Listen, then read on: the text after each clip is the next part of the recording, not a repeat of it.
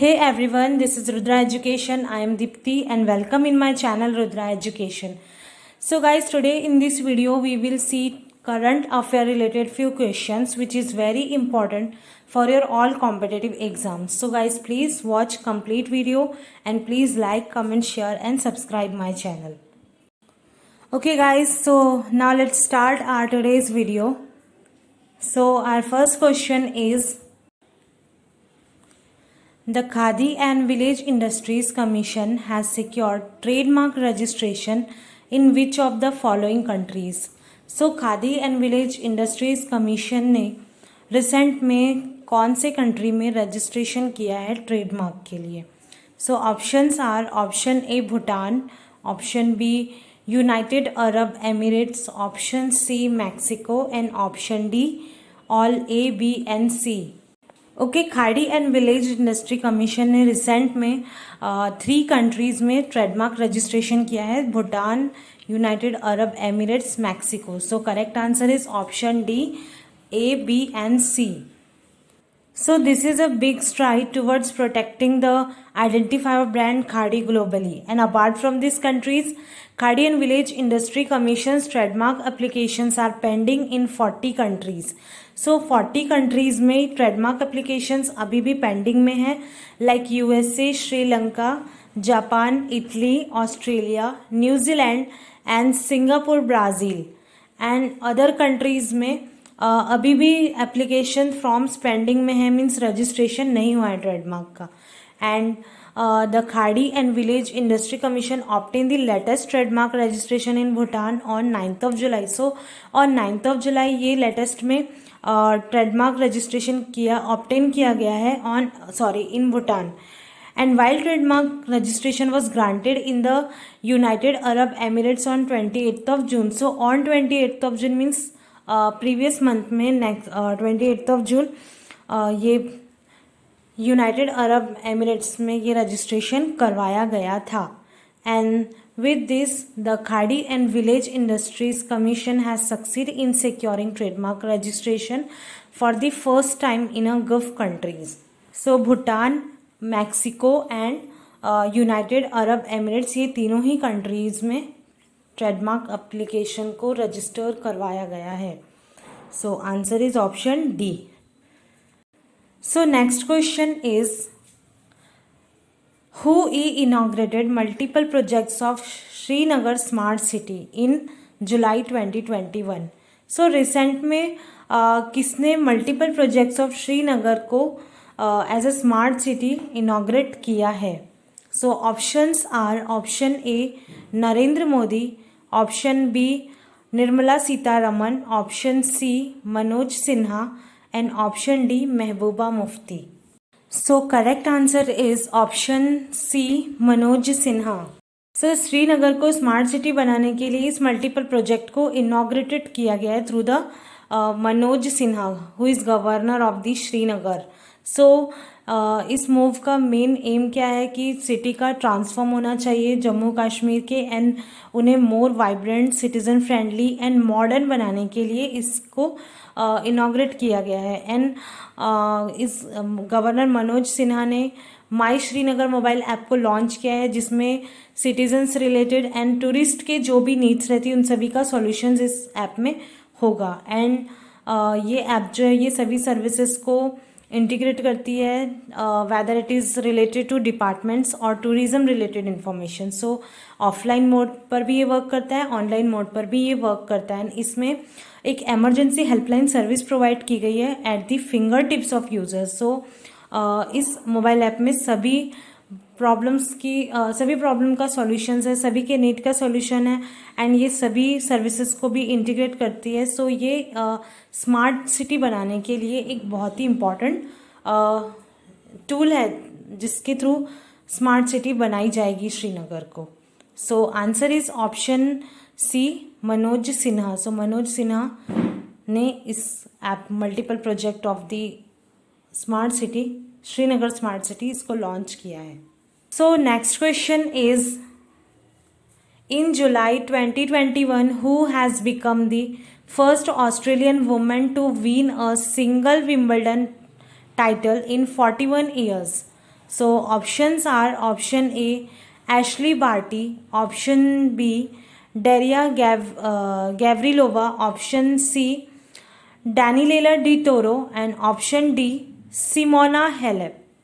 So correct answer is option A Ashley Barty. So Ashley Barty जो कि सिर्फ अभी 25 ईयर ओल्ड है, वो फर्स्ट वुमेन है ऑस्ट्रेलिया की जिन्होंने विम्बल्डन फाइनल्स को वोन किया है. And she is also just the fourth player in the open era to also have won the title as a junior 2011. So you can see the picture. यहाँ पे आपको ये Ashley Barty है जिन्होंने जो कि फर्स्ट वुमेन है Australia की जिन्होंने विम्बल्डन फाइनल को वोन किया है. So Ashley Barty is a correct answer of this question.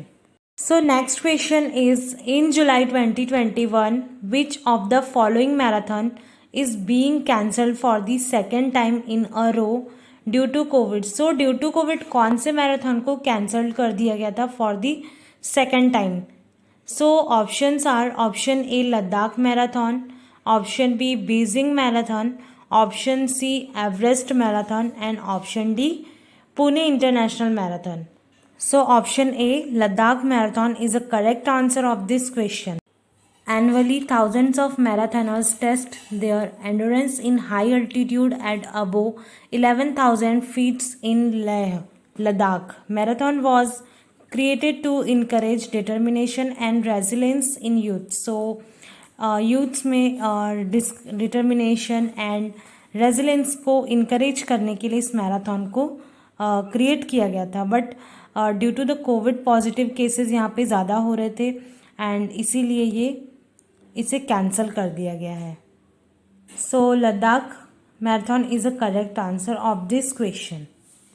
Next question is which state government has decided to give rupees 10 lakhs to each of the Tokyo Olympic participant from the state. So किस state government ने decide किया है कि 10 lakh rupees वो provide करेंगे Tokyo Olympic participants को. So options are option A Haryana, option B Uttar Pradesh, option C Bihar and option D Jharkhand. So answer is option B Uttar Pradesh. So Uttar Pradesh chief minister Yogi Adityanath ने decide किया है कि वो 10 लाख रुपीज़ प्रोवाइड करेंगे each of the Tokyo Olympic participants को. सो total of 10 players from UP will go to Tokyo to participate in various events. So UP से 10 players Tokyo Olympic में participate करने वाले हैं and the state government will give ₹6 crore to the sport person who win gold medal. So जो भी sport person gold medal win करता है उसको state government 6 crore rupees provide करेगी एंड जो भी सिल्वर मेडलिस्ट होगा या सिल्वर विन करेगा सो उसे 4 करोड़ रुपीज़ प्रोवाइड किए जाएंगे एंड जो भी ब्रॉन्ज विनर होगा उसे 2 करोड़ रुपीज़ प्रोवाइड किए जाएंगे. So Uttar Pradesh is the correct answer of this question. So next is which among the following missiles failed during test firing on 12th of July. So on 12th of July जो test firing की गई थी उसमें कौन सी missile failed हो गई थी. So options are option A Agni, option B BrahMos, option C Prithvi और ऑप्शन डी निर्भय. सो इसका आंसर होगा option B BrahMos. So during the test firing on 12th of July BrahMos missile fail हो गई थी. ब्रह्मोस एक सुपरसोनिक क्रूइज मिसाइल है जिसे बिलो 300 किलोमीटर टारगेट के लिए यूज़ किया जाता था but would now be use for the striking at longer ranges with supersonic speeds. So इसका जो रेंज वर्जन था इसे एक्सटेंड कर दिया गया था which is capable of hitting targets up to 450 kilometres. So 450 kilometres के टारगेट तक इसे एक्सटेंड कर दिया गया था बट ये मिसाइल कम्प्लीटली फेल हो चुकी है and BrahMos has been a very reliable missile and has failed very rarely during test. तो ये बहुत ही रिलायबल मिसाइल है एंड रेयरली फेल होने वाली मिसाइल है and the missile fail due to issues with propulsion system but the exact cause would be known only after complete test analysis. So according to resources missile failed हुई है due to the issues with propulsion system, means propulsion system में issues आने की वजह से उसके issues के वजह से ये मिसाइल फेल्ड हुई है, ऐसा रिसोर्सेज का कहना है। बट ये हमको कंप्लीट टेस्ट एनालिसिस के बाद ही पता चलेगा कि ये जो मिसाइल है वो क्यों फेल हुई। ओके, सो नेक्स्ट क्वेश्चन देखते हैं। Which aerospace and defense manufacturer recently provided the Indian Navy with its 10th P-8I aircraft? So options are option A Northrop Grumman, option B GE Aviation, option C Lockheed Martin, and option D Boeing. Answer is option D Boeing. The Indian Navy has received the 10th anti-submarine warfare aircraft P-8I from the US-based aerospace company Boeing. So, answer is option D Boeing.